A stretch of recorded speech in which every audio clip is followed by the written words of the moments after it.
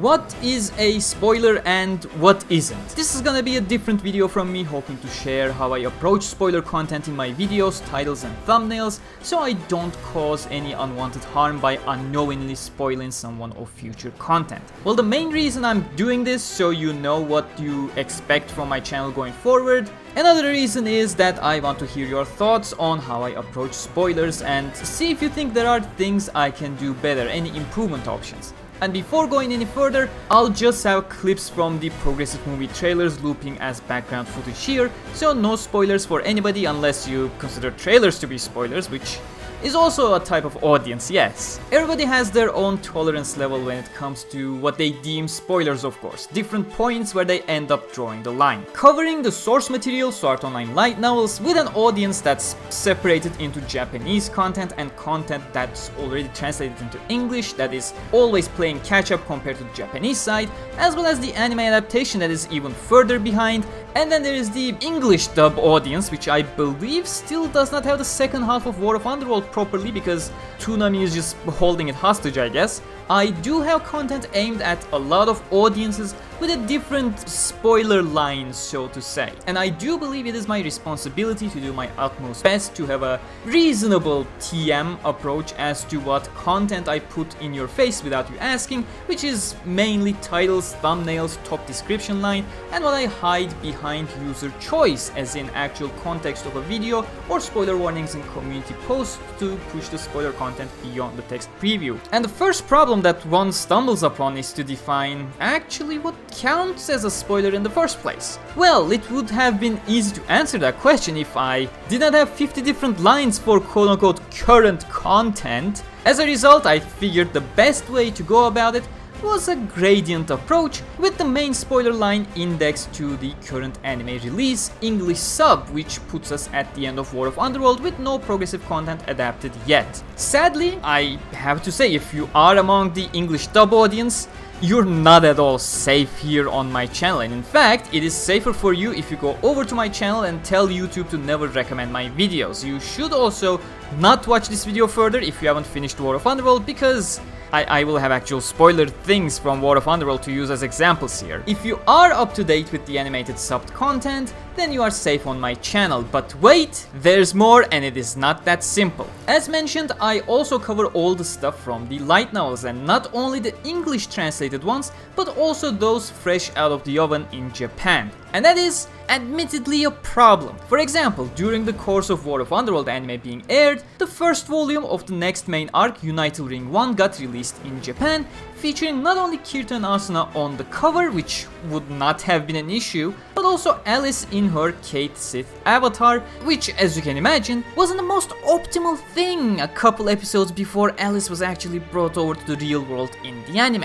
That is kind of a big spoiler to have on your YouTube recommended feed all of a sudden when you're waiting for the next couple of weeks of anime to learn about Alice's fate. On the other side of the spectrum, the volume 23 Unital Ring 2 cover featured Kirito, Lifa and Shinon in Unital Ring outfits and absolutely nothing more, hardly anything to consider spoilers. What I'm trying to get to here is that a single illustration without a context is not something I personally consider spoilers. Nobody is shocked that the next game that everyone is in also has Leaf and Shinon in it. But showcasing Alice in a new game before her escape from War of Underworld in the anime, that is a massive contextual spoiler, because you weren't supposed to know yet that she survived War of Underworld and is safely in the real world, and also jumping into other VR games now. As a result, on plenty of occasions I went the extra mile and blacked out Alice from the cover for my thumbnails or community post images until after she made it to the real world in the anime, so none of the anime onlys would be spoiled of her fate early on. But as if the two ends of the spectrum were not enough,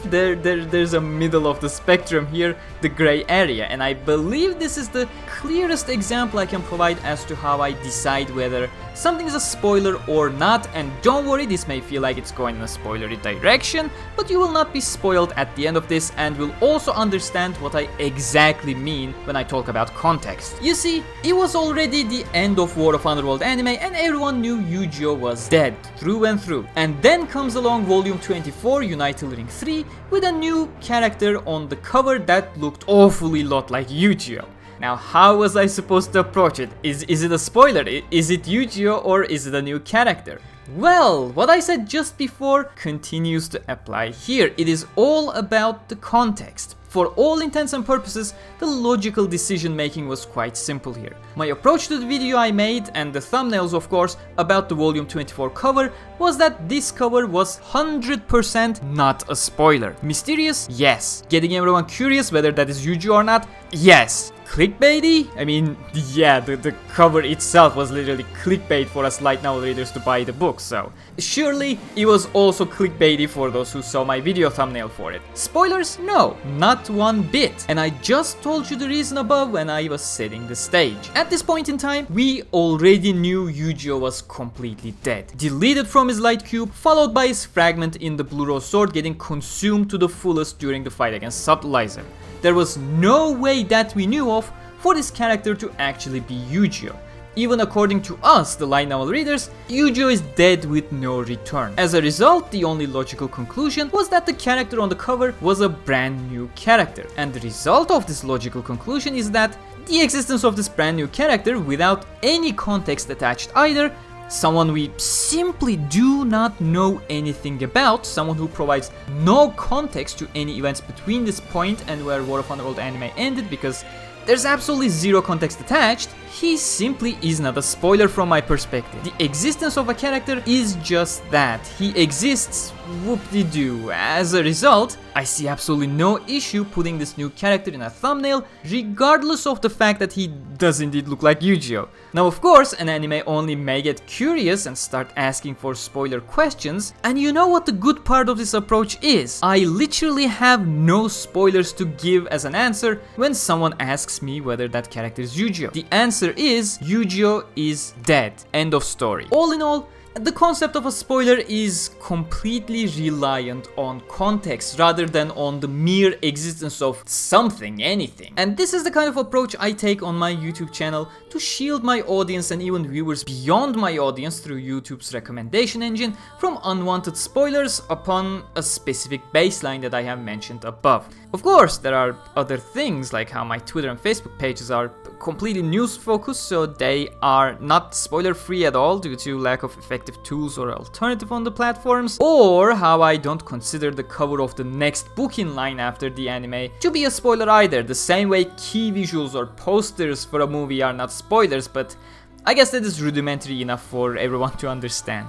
I hope this sheds some light as to how I approach spoiler content on my channel with a contextual approach to ensure you're not inadvertently spoiled by my content, and how I design my content here on YouTube to give the viewer the choice for them to decide whether they want to be spoiled or not. And if you have any recommendations as to how I can do better, please do let me know and I will make sure to consider your suggestion within the framework I use to create my content and previews. I'll see you in the next one, and until then, stay cool.